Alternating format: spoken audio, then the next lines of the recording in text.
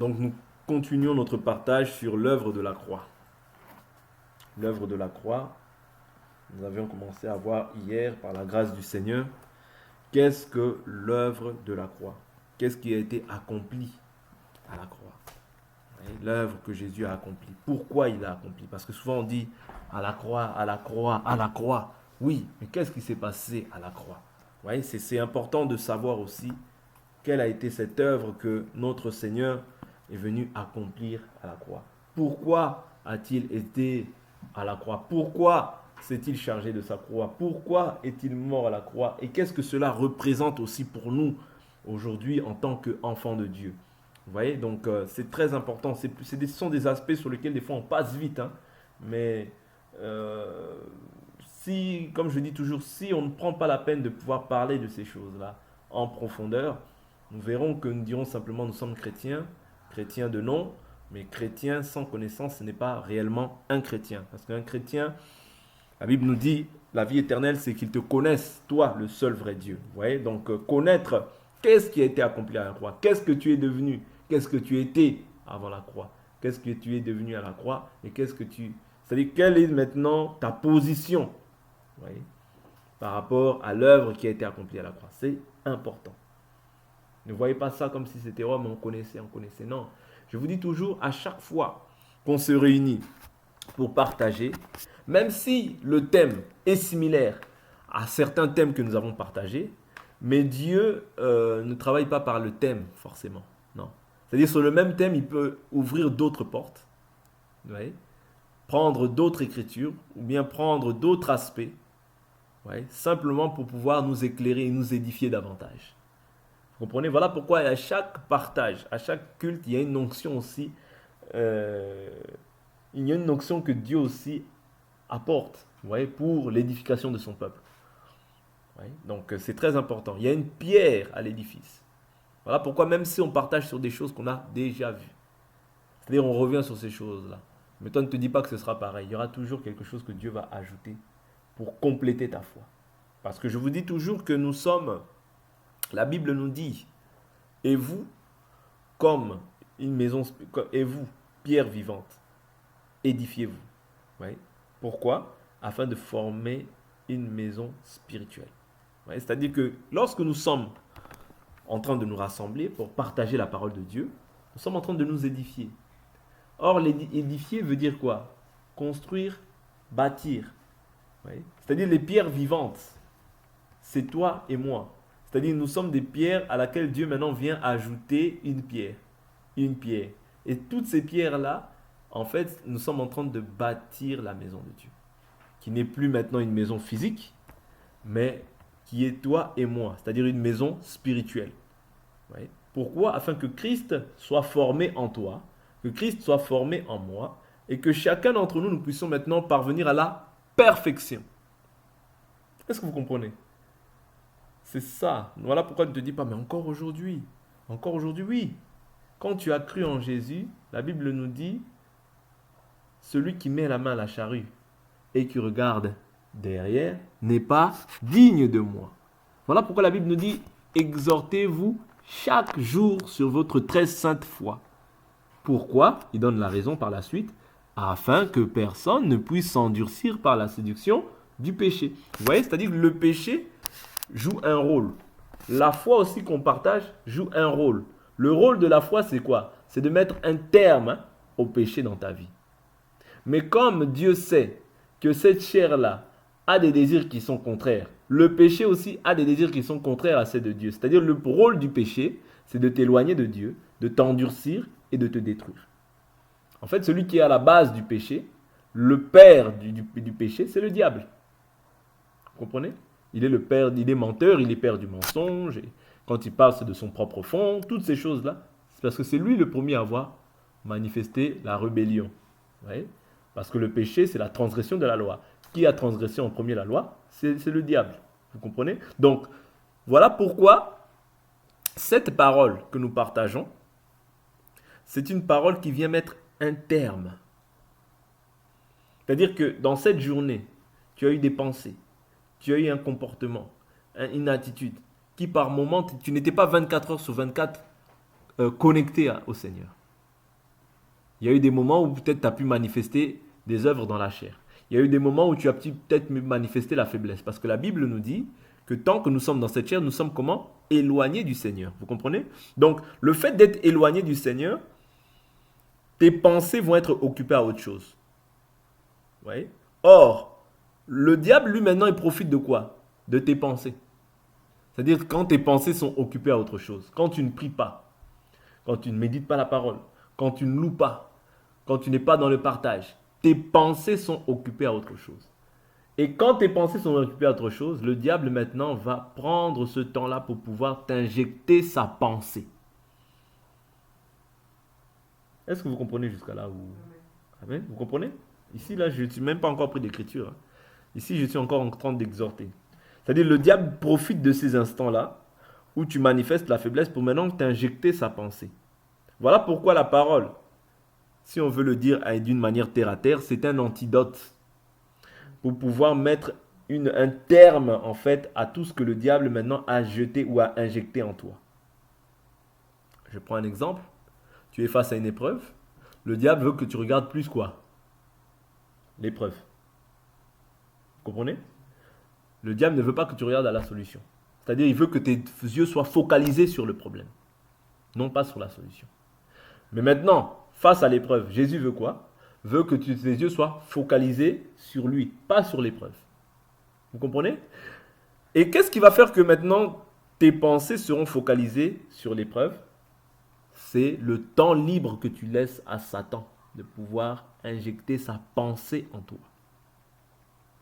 Est-ce que vous comprenez? Le temps où tu es oisif, le temps où tu es distrait, le temps où tes pensées ne sont pas occupées aux choses d'en haut, elles seront forcément occupées aux choses d'en bas.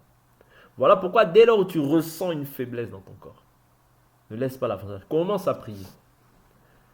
N'attends pas la faiblesse, bien sûr. Prie de manière permanente, de manière quotidienne. Mais quand tu ressens, il y a des moments où tu peux ressentir beaucoup plus la faiblesse que d'autres. Il y a des jours dans ta vie où tu peux ressentir plus la faiblesse que l'autre. Commence déjà à élever le Seigneur. Commence déjà à rappeler les promesses du Seigneur. Ça va te donner toujours de la force. Ouais, ça va toujours donner de la force à l'homme intérieur. Ouais, c'est très important. Ouais, parce que l'homme intérieur a besoin toujours qu'on puisse lui rappeler les promesses. Ouais, l'homme intérieur, c'est ça. Pourquoi? Parce que le temps que tu laisses au diable, des fois, ça peut être un temps assez important. Ouais. Voilà pourquoi cette parole-là, ne néglige pas cette parole. Parce que cette parole-là, quand on la partage, on ajoute une pierre à l'édifice. Quand on la partage, on ajoute encore une pierre. Ça renouvelle ta manière de voir les choses. Tu étais peut-être abattu, tu sors plein de joie. Tu étais peut-être dans la tristesse, tu ressors plein de joie. Pourquoi? Parce que cette parole, elle donne la consolation, mais elle donne aussi l'espérance. Est-ce que vous comprenez? Oui. Luc 4 nous dit quoi? Ce n'est pas notre thème, mais Luc 4 nous dit quoi? Luc 4 nous dit, il est venu pour délivrer les captifs. Ouais. Il est venu pour délivrer les captifs. Ouais. Il m'a oint pour guérir ceux qui ont le cœur brisé. C'est-à-dire, il y a des gens qui ont le cœur brisé. Pour annoncer la bonne nouvelle aux pauvres. Il m'a envoyé pour proclamer aux captifs la délivrance et aux aveugles le recouvrement de la vue. C'est-à-dire, tu peux avoir le cœur brisé par rapport à un événement, mais par l'œuvre de la croix que Jésus a accomplie, il est venu aussi pour pouvoir guérir ceux qui ont le cœur brisé. Parce que chacun d'entre nous a des blessures intérieures. C'est-à-dire, les blessures extérieures, on peut les voir facilement, mais les blessures intérieures, ça, c'est Dieu qui voit. Or, quand Dieu vient, vous voyez, quand Dieu vient dans la chair, quand il vient sous la forme de l'esprit, c'est pour guérir tout ce qui avait été détruit. Parce que tout ce qui a été, les blessures intérieures, c'est vraiment ce que le diable ce que le diable a semé ou a injecté en toi, ou bien les difficultés par lesquelles tu es passé dans ta vie pour te détruire. Parce que quand l'homme intérieur est détruit, l'extérieur aussi sera détruit. Est-ce que vous comprenez comment dire, le but de la guérison intérieure? C'est-à-dire quand l'âme est guérie, ouais, l'extérieur aussi est guéri. Parce qu'il y a des gens qui physiquement sont bien portants, mais leur âme est détruite. Il y a des gens qui ont été méprisés. Il y a des gens qui ont été dévalorisés dans le monde. Il y a des gens qui ont vécu des situations très compliquées dans le monde. Ouais. Très, très, très compliquées. Il y a des gens qui ont été humiliés. Il y a des gens qui ont été tabassés. Il y a des gens qui ont été peut-être violés. Ouais. Toutes ces situations-là, quand Jésus vient dans ta vie, c'est pour d'abord guérir ton âme. Ça, c'est l'œuvre de la croix. L'œuvre de la croix, c'est aussi pour guérir l'âme de l'homme. N'oubliez pas ces choses-là, parce que l'œuvre de la croix ne se limite pas simplement « j'ai triomphé, oui j'ai triomphé, je suis à la droite du Père ». Oui, c'est un fait. Mais l'œuvre de la croix vient aussi pour guérir l'âme de l'homme. Je vous dis, il y a des âmes qui sont détruites. Voilà pourquoi nous, en tant que serviteurs ou servantes de Dieu, nous devons être remplis de compassion. Quelqu'un qui n'est pas rempli de compassion ne peut pas servir Dieu. Il faut prier pour être compatissant. C'est-à-dire souffrir avec l'autre, porter sa souffrance comme si c'était la tienne. Parce que des fois, on est là simplement l'épée, oui, mais la douleur intérieure, ce que la personne traverse. Vous voyez? Ce que la personne a traversé. Peut-être ce qu'elle traverse ou ce qu'elle a traversé dans le passé. Accompagne cette personne-là dans la douleur. Accompagne cette personne-là dans la difficulté. L'œuvre de la croix, elle vient pour ça. C'est-à-dire, elle vient pour restaurer. Quand quelqu'un est détruit, tu ne peux pas le détruire davantage. Non. Quand quelqu'un est détruit, tu le relèves. Et s'il y a lieu de lui faire une reproche, tu lui fais la reproche après. Parce que quand quelqu'un est détruit, tu ne peux pas venir encore l'accuser. Ah, tu as fait ça, c'est pour ça que tu as ça. Non. Quelqu'un est déjà à terre. La chose que tu dois faire, c'est d'abord la relever. Relever quand la personne est bien portante. Là, tu lui dis, oui, ma soeur, c'est vrai, il y a eu tout ça, tout ça. Oui, mon frère, c'est vrai, il y a eu tout ça, tout ça. Mais n'oublie pas, Dieu ne veut pas ça pour nous. Dieu veut ça pour nous. Marche maintenant comme ça. C'est ça que Jésus faisait. Vous voyez? L'œuvre de la croix, elle est venue aussi pour ça. C'est-à-dire afin que nous puissions nous mettre à la place des autres. Porter le fardeau des uns et des autres. Ainsi, vous accomplirez la loi de Christ. Est-ce que vous comprenez?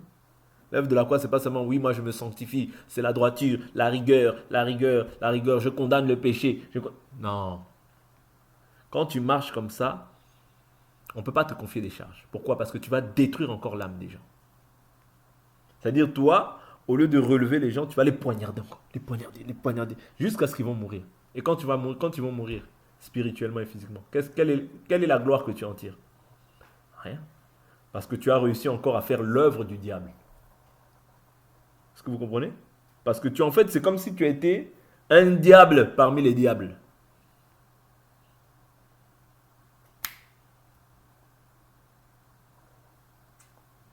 Est-ce que vous comprenez? L'œuvre de la croix vient pour relever l'homme qui était abattu.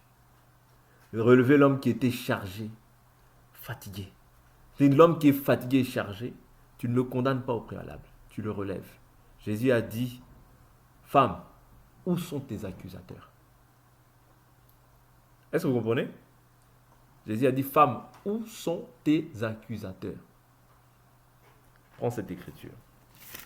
Prenons un peu cette écriture. Ici, je viens simplement vous faire comprendre que nous ne sommes pas là pour banaliser le péché. Oui, c'est un fait. Mais nous sommes là aussi pour apprendre à avoir les sentiments qui étaient en Christ. Est-ce que vous comprenez? À avoir les sentiments qui étaient en Christ. Jean chapitre 8. Jean chapitre 8, je prends le verset... Bon, allons un peu plus haut. Hein. Allons un peu plus haut. 8, verset 2. Mais dès le matin, il se rendit de nouveau dans le temple et tout le peuple vint à lui, s'assit et les enseignait. Ici, c'est Jésus. Hein. Alors les scribes et les pharisiens amènent une femme surprise en adultère. La place au milieu et disent à Jésus, Maître, cette femme a été surprise en flagrant délit d'adultère. Moïse dans la loi. Voilà pourquoi Jésus disait que les pharisiens et les scribes sont assis comment? Dans la chair de Moïse. Quand tu vois quelqu'un qui accuse ses frères, il est aussi assis dans la chair de Moïse. Parce que l'accusateur de nos frères, c'est le diable. Nous nous accusons, nous condamnons le péché. Mais nous ne condamnons pas les individus. Non. L'individu a toujours la possibilité de se repentir. C'est ça l'œuvre de la croix. Aussi. Vous comprenez? Moïse dans la loi, verset 5, nous a prescrit de lapider de telles femmes. Toi donc, que dis-tu? Il disait cela pour le mettre à l'épreuve, afin de pouvoir l'accuser. Ouais. Il disait cela pour le mettre à l'épreuve, afin de pouvoir l'accuser. C'est-à-dire toujours l'accusation, le dénigrement, l'accusation des gens. Attention, si tu sens que cet esprit-là monte en toi, commence à prier. Parce que quand tu vois simplement le mal, tu seras incapable de voir le bien. Je vous dis, c'est tout un esprit. C'est-à-dire quand ton cœur est tourné seulement à voir le mal d'une personne, tu ne verras, c'est-à-dire même s'il y a du bien, tu ne verras jamais le bien. Je vous dis ça parce que moi j'étais comme ça. Ouais. Mais je prie Dieu qu'il puisse renouveler ma pensée, que je ne sois plus comme ça. Parce que ce n'est pas ça. Ce n'est pas ça. On se trompe de chemin quand on fait ça. On croit que... En fait, quand on fait ça, tu te crois supérieur. Voilà. C'est simplement ça. En fait, quand tu te mets dans cette posture-là, dans cette position-là d'accusateur de tout le monde, c'est-à-dire toi, tu te sens parfait. J'aime beaucoup vous prendre l'écriture de Luc chapitre 18. Je jeûne 2 fois la semaine. Je donne la dîme de tous mes biens. Je ne suis pas comme. C'est-à-dire, tu pries pour l'autre. Toi, tu ne pries pas pour venir comment dire, répandre ton cœur au devant de Dieu, mais tu pries pour l'autre. Tu pries en te mesurant à l'autre. Tu pries non pas pour que ta voix soit entendue au ciel, mais tu pries afin de pouvoir te glorifier sur l'autre. Et je vous assure qu'un homme comme ça, il va ramer. Tu vas ramer. Je t'assure, tu vas ramer, tu ne vas pas comprendre. Mais pourquoi? Tu vas ramer, pourquoi? Parce que la miséricorde triomphe du jugement.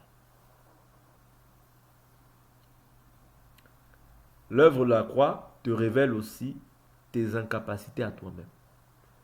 C'est-à-dire, te révèle que toi aussi, tu as beaucoup d'incapacités, beaucoup de faiblesses. Parce que quand la lumière vient, tu vois tes ténèbres. Tu peux te sentir parfait, mais quand la lumière vient, en fait, je suis comme ça. Parce que cette parole-là, la Bible nous dit, ne vous bornez pas à écouter, mais pratiquez la parole. Oui. Car celui qui écoute sans pour autant mettre en pratique est semblable à une personne ayant regardé son visage dans le miroir. Le miroir ici, c'est cette parole. Et s'étant détourné, ne sait plus à quoi il ressemble. C'est-à-dire que quand tu regardes cette parole, c'est tout un miroir. C'est-à-dire que ça te reflète aussi, toi, tes incapacités. Je suis intolérant. Je suis aussi par moments colérique. J'ai par moments aussi de la jalousie qui m'anime. Je suis par moments, j'ai un esprit des fois amer. Ouais, c'est-à-dire chacun doit maintenant s'examiner par rapport à son propre péché et maintenant déposer ces péchés-là auprès du Seigneur. Cela ne doit pas être un sujet de gloire pour toi de voir un frère ou une sœur qui est dans une faiblesse et dire voilà, c'est un pécheur. Un pécheur, non. Est-ce que tu as pris le temps de prier? Est-ce que tu as pris le temps de jeûner? C'est là où Dieu t'attend. C'est pas simplement pointer du doigt elle. Non. Tu fais vraiment l'œuvre du diable. Est-ce que vous comprenez? Tu fais vraiment l'œuvre du diable. Parce que, vous savez, Jésus nous a justifiés. Or, celui qui est justifié, on ne peut plus le condamner. Celui qui est justifié, on ne peut plus le condamner. Il n'y a que celui qui a justifié qui peut condamner. Or, ce n'est pas toi qui as justifié, c'est Jésus. Est-ce que vous comprenez? Celui qui est justifié, on ne peut plus le condamner. Il s'est offert en sacrifice de culpabilité, afin que toi et moi, aujourd'hui, nous ne puissions plus culpabiliser. Même si tu as fait quelque chose de mal dans le passé, que tu ne puisses plus culpabiliser, parce que Jésus s'est offert pour toi en sacrifice de culpabilité. Mais aujourd'hui, tu verras qu'il y a beaucoup de gens qui sont animés d'un esprit pharisien. Oui, comme ce PAG pharisien. Non, moi. Je vous ai toujours dit que le moi crée l'orgueil. C'est-à-dire quand tu centres beaucoup de choses sur moi ceci, moi cela, moi ceci, moi cela. Ça va développer un sentiment en toi de supériorité. Mais pas vis-à-vis. C'est-à-dire, tu ne vas pas même te regarder par rapport à toi-même. Mais en fait, quand tu te sens supérieur, c'est toujours par rapport à quelqu'un. C'est toujours par moi, je fais mieux que lui. Moi, je fais mieux que lui. C'est-à-dire, ce n'est pas par rapport à toi-même. Or, ton propre ennemi, c'est ta chair. Si tu fais les choses, fais-les pour Dieu. Pour que Dieu se glorifie dans ta vie. Pour que Dieu soit glorifié. Mais quand tu commences à vouloir t'élever, Dieu va s'organiser pour pouvoir t'abaisser. Comprenez? Parce que quand tu veux t'élever, Dieu va faire tous les plans. Va créer une situation pour te faire montrer que c'est lui qui élève, c'est lui qui abaisse. Vous comprenez? Donc, ayons toujours des sentiments d'humilité. C'est très, très, très important. Je vous assure, l'humilité, la Bible nous dit l'orgueil précède la chute. Or, quand tu t'élèves comme ça, tu es orgueilleux. Tu ne le sais pas, mais tu es orgueilleux. Ou orgueilleuse. Je prends Jean chapitre 8, verset 6. Il disait cela pour le mettre à l'épreuve, afin de l'accuser. Mais Jésus se baissa et se mit à écrire avec le doigt sur la terre. Comme il persistait à le questionner, il se redressa et leur dit que celui de vous qui est sans péché lui jette le premier la pierre. Est-ce que vous comprenez? Et maintenant, qu'est-ce qui se passe? De nouveau, il se baissa et se mit à écrire sur la terre. Quand ils entendirent cela, accusés, c'est-à-dire maintenant, qui est-ce qui les accusait? Maintenant, c'est Dieu qui les accuse. Parce que ta conscience, c'est Dieu. Eux, ils accusaient. Par quel esprit? Par l'esprit de la loi. Donc, par l'esprit de Moïse. En fait, si on peut le dire, c'est... Bon, dans ce temps-là, ils étaient encore sous la loi. Mais la loi produit la colère. Ouais. La loi produit la colère. Or, là où il n'y a pas de loi, il n'y a pas de transgression. Vous comprenez? Donc, quand ils les accusaient, ils accusaient. En réalité, ce n'est pas ça que Dieu attend de nous. La loi nous accusait. Voilà pourquoi Jésus dit, c'est Moïse qui vous accuse auprès du Père. La loi nous condamnait, hein, nous tous, hein, nous sommes condamnés, hein, face à la loi. Si c'est la loi seulement là, je ne crois pas qu'il y en aura un qui pourra vivre. Je ne crois pas parce que Là, maintenant, Dieu les accuse, hein, dans leur conscience. Vous voyez, c'est Dieu maintenant qui les accuse, qui leur montre que toi aussi tu es encore imparfait. Tu es intempérant. Vous voyez? Quand ils entendirent cela, accusés par leur conscience, parce que ta conscience c'est Dieu. Hein. N'oublie jamais ça. Quand tu as un fardeau dans ta conscience, sache que c'est Dieu qui est en train de te mettre ça dans ta conscience. Pour te faire comprendre que là, ça ne va pas. La Bible nous dit, accusés par leur conscience, ils se retirèrent un à un. L'autre moi aussi j'ai déjà trompé. L'autre moi aussi j'ai giflé. L'autre là, moi aussi à midi j'avais peut-être volé. L'autre là, j'ai travaillé le jour du sabbat. Moi, vous voyez? C'est comme ça que Dieu les a accusés dans leur conscience. Et chacun maintenant, il pose la pierre, il recule. Pose la pierre, il recule. Toi, tu as fait ça. Toi, d'ailleurs, tu es colérique. Pose la pierre, il recule. Toi, d'ailleurs, pose la pierre, il recule. C'est-à-dire, personne ne s'est senti digne de pouvoir lapider cette personne. Pourquoi? Parce que tout un chacun, nous avons quelque chose par moment à nous reprocher. Tant que nous sommes dans cette chair, nous sommes éloignés du Seigneur. Voilà pourquoi la miséricorde triomphe du jugement. Ne te sens pas meilleur par rapport à quelqu'un. Non. Examine toi-même. Examine-toi toi-même pour voir si tu es agréable à Dieu. C'est ça qui est bon. C'est ça le bon examen. C'est examiner chaque jour pour demeurer dans la foi. C'est examiner chaque jour pour être agréable au Seigneur. Mais ne t'examine pas par rapport à l'autre. Là, tu fais fausse route quand tu agis ainsi. Ils se retirèrent un à un, à commencer par les plus âgés. Donc les véritables accusateurs, c'était les plus âgés. Et jusqu'au dernier. Oui, à commencer par les plus âgés et jusqu'au dernier. Et Jésus resta avec la femme, seul avec la femme, qui était au milieu, là au milieu. Alors Jésus se redressa et lui dit, femme, où sont tes accusateurs? Oui. Personne ne t'a condamné. Oui. Quand tu accuses, En réalité, tu es en train de faire quoi? Tu condamnes. Est-ce que vous comprenez? C'est-à-dire, eux condamnaient l'individu. Mais nous, dans cette dispensation dans laquelle nous sommes, nul n'est besoin pour nous de condamner un individu. Nous condamnons quoi? Les actes des individus. C'est-à-dire, on ne va pas rentrer aussi dans une forme comment dire, de compromission vis-à-vis du péché. Non, on condamnera le péché, mais on fera savoir à la personne que l'acte que tu as commis, Dieu n'agrée pas. Ouais. C'est l'action que Dieu n'agrée pas. Mais la personne, Dieu l'a justifiée, Dieu l'a pardonné. Nul n'est question pour nous de pouvoir te condamner.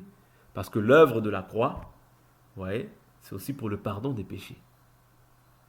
Ouais. Le pardon des péchés. Si nous avons péché, nous avons quoi? Un avocat auprès du Père. Jésus-Christ, quoi? Le juste juge. Il est lui-même victime expiatoire. C'est-à-dire, il s'est livré pour toi et pour moi.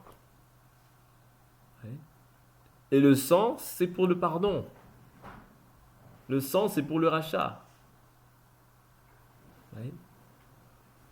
Donc, personne ne peut te condamner. Il ne permet à personne de pouvoir te condamner, toi qui as été justifié. Parce que l'œuvre de la croix est toujours disponible. La Bible nous dit, ce n'est pas la volonté de Dieu qu'un seul pécheur meure, non. La volonté de Dieu, c'est que le pécheur se repente. La volonté de Dieu, c'est ça. Est-ce que vous comprenez? À combien plus forte raison Dieu aime jusqu'à la jalousie l'esprit qu'il a fait habiter en toi. Vous pensez que c'est facilement comme ça que Dieu va partir? Non. Non, et c'est pas une joie. C'est pas une joie que de se dire que lui il est perdu. C'est pas une joie. C'est pas une joie d'entendre que la personne a embrassé la foi, elle s'est perdue, c'est pas une joie. Vraiment, c'est à part être fils du diable, mais tu ne peux pas te réjouir de ça. Te réjouir du fait qu'un frère, une sœur s'est égarée. Non. Te glorifier d'un péché d'un frère. Non. C'est pas une joie. Ce n'est pas une joie. Quand on développe des sentiments comme ça, c'est de l'animosité qu'on développe. De la haine qu'on développe. Non. S'il vous plaît, ne développons pas ces choses-là dans nos cœurs. C'est pas bon. Tu vois un frère qui a mal fait. Va le voir. Dis-lui, mon frère, j'ai vu ça, mais moi je veux prier pour ça. Ouais, je veux qu'on prie pour ça. C'est-à-dire, vois cette personne-là, vois cette sœur-là, mais avec un esprit d'amour. Voilà pourquoi je dis que pour servir Dieu, si tu n'as pas l'amour, tu n'es pas en réalité qualifié. C'est d'abord l'amour qui doit dominer en toi. Pourquoi? Parce que sinon, ce qui va ressortir de toi, c'est des sentiments amers. Vous comprenez? Des sentiments amers. Des sentiments de méchanceté. Ouais. La méchanceté. Parce qu'il y a des gens aujourd'hui, sous prétexte de liberté, qui manifestent la méchanceté. C'est tout ça que allons prendre de Pierre. Allons prendre Pierre. Ne faites pas de la liberté un prétexte. Je prends cette écriture. Allons prendre Pierre.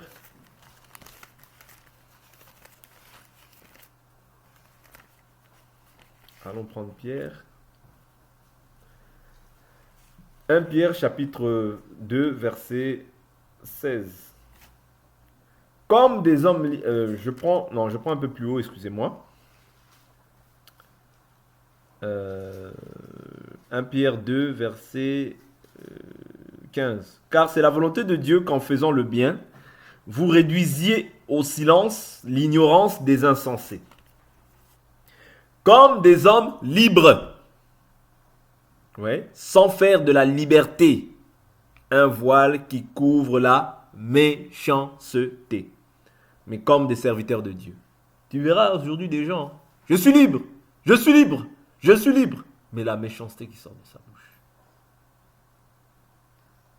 Ouais. C'est-à-dire, il justifie cette liberté par la méchanceté. Non, ça c'est pas ça que Dieu nous demande de faire. C'est-à-dire, nous devons être des hommes libres, ouais, sans faire de cette liberté un voile. Ouais. C'est-à-dire, tu veux te voiler, te cacher derrière cette liberté-là, mais manifester au contraire maintenant ce qu'on appelle la méchanceté. C'est-à-dire parler avec dureté aux gens, parler avec méchanceté, avec un langage méchant, avec une autorité abusive. C'est-à-dire détruire les gens par tes paroles. Vous savez, je vous dis toujours, par ces paroles, tu peux construire. Et tu peux faire aussi des personnes, des hommes grands. Ou bien des grandes personnes plus tard dans la vie. Mais par cette même langue, tu peux aussi détruire des vies. Voilà pourquoi nous devons prendre garde aux paroles qui sortent de notre bouche. Cette parole elle a deux objectifs. Elle vient pour construire, elle vient aussi pour détruire. Par cette langue, des hommes ont été détruits. Des femmes ont été détruites. Mais par cette même langue, des femmes ont été bénies, des hommes ont été bénis. Des hommes sont devenus grands par cette même parole, par cette même langue. Parce que la Bible nous dit que la langue, elle est un feu.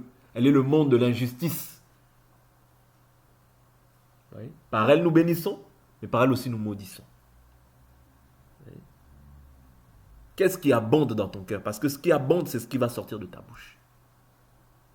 La Bible nous dit la mort et la vie sont au pouvoir de la langue. Par cette langue, tu peux détruire.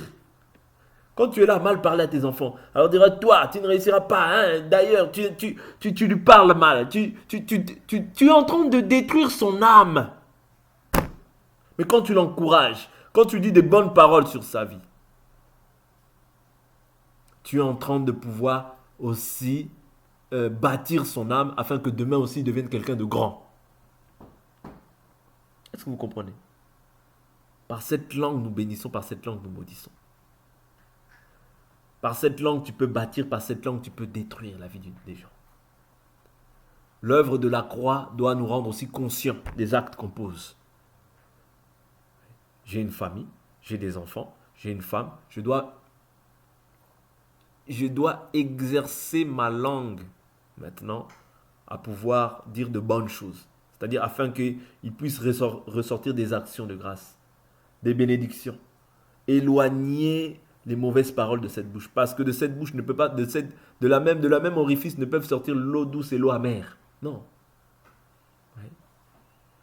Donc quand cette bouche m'a été donnée, c'est pour pouvoir maintenant construire, bénir, dire du bien, afin que demain vous soyez même des hommes importants dans la société. C'est aussi important. Des femmes importantes dans la société. Parce que vous croyez que ceux qui sont bien aujourd'hui, des fois aussi dans la société, c'est des gens aussi, bon, certes, le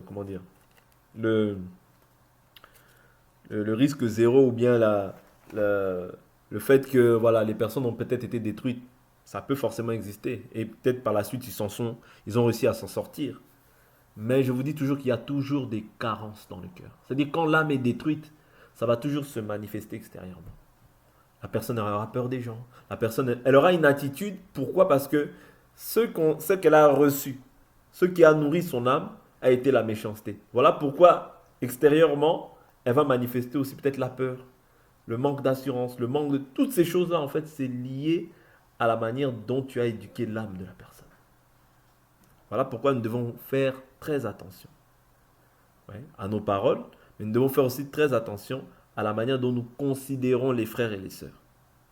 Et même s'il y a un frère qui a fait quelque chose de méchant, quelque chose de mal, même si tu vois le péché d'une personne, s'il te plaît, aie toujours de la compassion, de la miséricorde.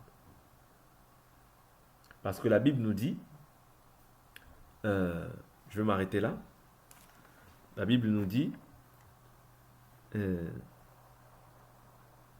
prends le livre de Jacques.